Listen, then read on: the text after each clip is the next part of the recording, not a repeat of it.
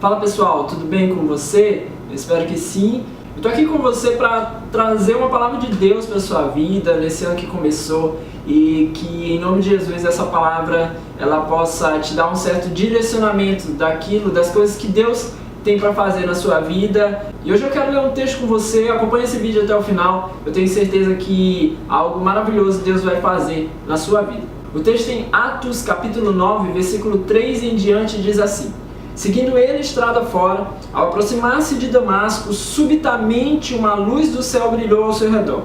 E caindo por terra, ouviu uma voz que lhe dizia: Saulo, Saulo, por que me persegues? E ele perguntou: Quem és tu, Senhor? E a resposta foi: Eu sou Jesus, a quem tu persegues. Mas levanta-te e entra na cidade, onde te dirão o que te convém fazer.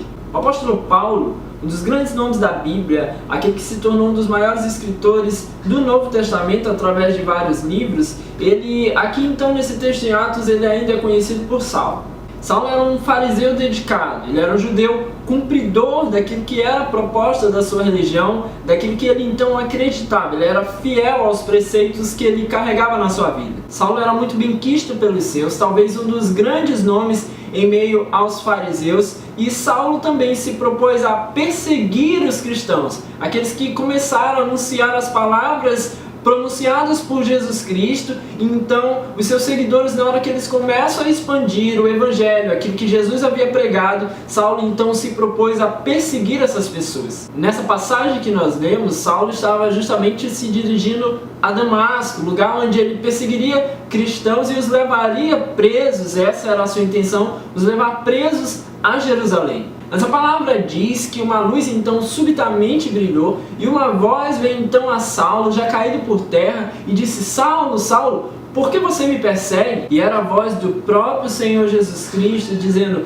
Eu sou Jesus, a quem você persegue. E Jesus dá uma orientação a Saulo, diz: Entra na cidade, onde te dirão o que te convém fazer. O que eu tenho para dizer hoje para você é que, apesar de todo o status que Saulo tinha em meio aos judeus, Saulo não vivia ainda o seu propósito de vida. O propósito que Jesus tinha para a vida de Saulo era muito maior do que aquilo que ele vivia até então, e chegaria a lugares onde Saulo talvez nunca teria imaginado chegar. E Saulo até então, apesar de tudo que viveu, ele não conseguia ainda viver aquilo que realmente ele havia sido chamado a viver. A minha vida, a sua vida, o nosso novo ano será só mais um ano qualquer se nós não descobrirmos aquilo que fomos chamados verdadeiramente para ser.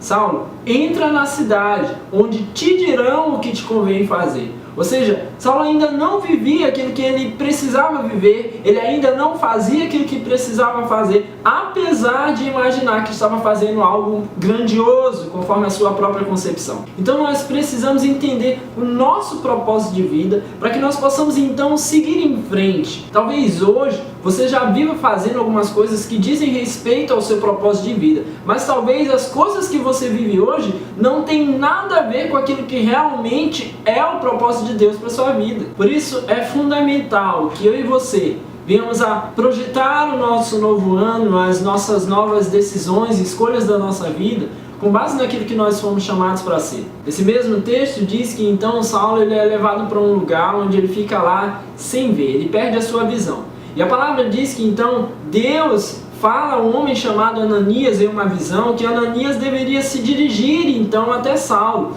Só que Ananias questiona então Deus: Senhor, eu já ouvi falar a respeito desse homem, eu tenho ouvido falar a respeito das coisas que ele tem feito. E no versículo 15, Deus fala então a Ananias: vai, porque para mim esse homem é um instrumento escolhido para anunciar o meu nome perante gentios, reis e perante todo o povo de Israel. Quando você finalmente entender o seu propósito de vida, você vai começar a compreender todas as demais coisas que acontecem na sua vida. Quer sejam problemas, quer sejam dificuldades, quer sejam lutas, tudo aquilo que você enfrenta, tudo aquilo que você passa, tudo aquilo que você aprendeu, todas essas coisas, elas estão colaborando para o cumprimento do seu propósito de vida. Mas até os sofrimentos, pastor, até os sofrimentos, até as dores, até os momentos de dificuldade, até situações na sua infância muitas vezes, até aquele lugar que você trabalhou, que você não gostava tanto. Às vezes nós temos a tendência de tentar descartar aquilo que foi sofrimento na nossa vida, como se os sofrimentos fosse algo que Deus não propusesse para nós. Mas no versículo 16 a palavra diz que Deus fala a Ananias: Ananias, eu mostrarei a esse homem o quanto lhe importa sofrer pelo meu nome. E no texto seguinte vai acontecer uma das coisas que eu considero como chave, como mais importante nesse texto. Ananias encontra Saulo, Ananias impõe as mãos sobre Saulo e Ananias revela então a Saulo o propósito de Deus sobre a sua vida. E a palavra diz que nesse momento algo como que escamas caíram dos olhos de Saulo, que estava até esse momento sem conseguir ver.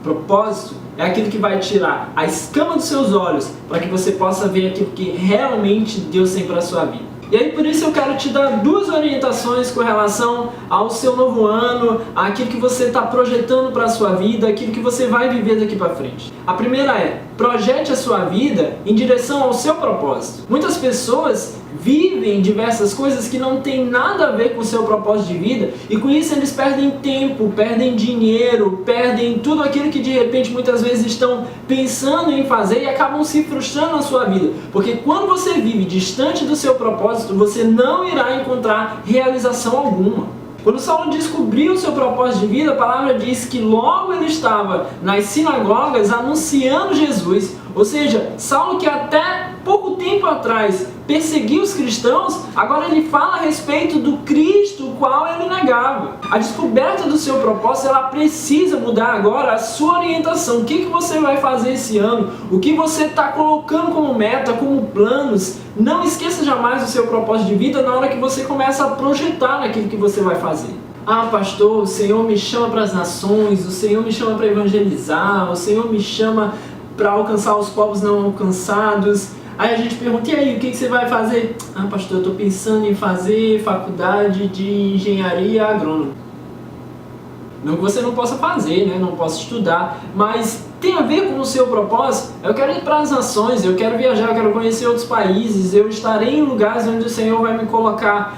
Você tem um curso de inglês, você conhece a vida desses outros povos, você tem estudado isso, você tem buscado na sua vida algo que tem a ver com o seu propósito. Então com isso nós passamos a entender que os nossos relacionamentos, o lugar onde a gente mora, aquilo que a gente tem estudado, aquilo que a gente tem buscado, ele se destoa muitas vezes daquilo que realmente o Senhor tem para nós. E com isso nós acabamos não suprindo as nossas necessidades e não vivendo o nosso propósito, porque estamos buscando coisas que não têm a ver com aquilo que Deus nos chama para ser e fazer. Então projete a sua vida com base naquilo que o Senhor te chama para viver. A segunda dica é: viva em favor do seu propósito, ainda que isso lhe cause dor. Muitas vezes as pessoas fogem do propósito de Deus para elas porque aquilo em algum momento vai causar dor, algum momento aquilo vai causar sofrimento, algum momento aquilo vai machucar, algum momento aquilo vai causar desconforto. E faz com que muitas vezes as pessoas abandonem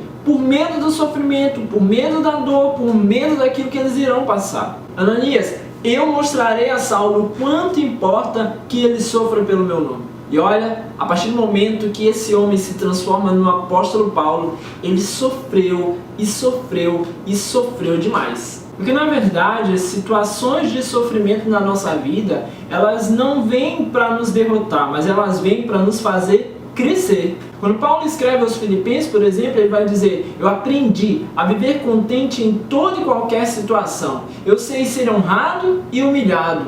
Eu aprendi com a escassez, mas eu também aprendi com a abundância. Eu aprendi a passar fome, mas eu também aprendi a ter. E ele diz: tudo posso naquele que me fortalece. Portanto, hoje, essa é a mensagem que eu tenho para você. Que Deus possa estar direcionando a sua vida e que você aprenda então a viver de acordo com o seu propósito de vida. Se você ainda não sabe o propósito que Deus tem para a sua vida, busque a Deus, busque a presença de Deus em oração, busque o Espírito Santo de Deus. Eu tenho certeza que Deus vai orientar você conforme aquilo que Ele tem chamado você para ser. É isso, que Deus te abençoe, que Ele fortaleça a sua vida e que, em nome de Jesus, você tenha um ano de 2018 maravilhoso. Deus abençoe você.